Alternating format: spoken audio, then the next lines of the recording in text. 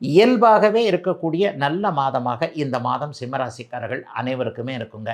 பெரிய சோதனைகள் இருக்காதுங்க. மாதத்தின் முதல் 15 நாட்கள் பார்த்தீங்கன்னா, கணவன் மனைவி உறவு ஒருவருக்கொருவர் விட்டு கொடுத்து போகக்கூடிய தன்மை. குழந்தைகளால் கருத்து வேற்றுமையில் இருந்த கணவன் மனைவி, இந்த பிள்ளைக்கு இது தான் சரி, இந்த பிள்ளைக்கு இது தான் சரி, இந்த பிள்ளையை எப்படி பண்ணலாம் அப்படி பண்ணலான்றதுல கணவன் மனைவிக்கிடையே ஒரு கருத்து வேற்றுமை வரும் இல்லையா? படிப்பு, கல்வி, தூர இடங்களுக்கு அனுப்புறது அல்லது பிள்ளைய நம்புறதை பற்றின சில விஷயங்களில் ஏற்கனவே கொஞ்சம் சண்டை சச்சரவுகளோடு இருந்த கணவன் மனைவி எல்லோருக்குமே ஒருமித்த கருத்து ஏற்படக்கூடிய ஒரு நல்ல மாதமாக இந்த மாதம் அமைஞ்சிருக்குங்க.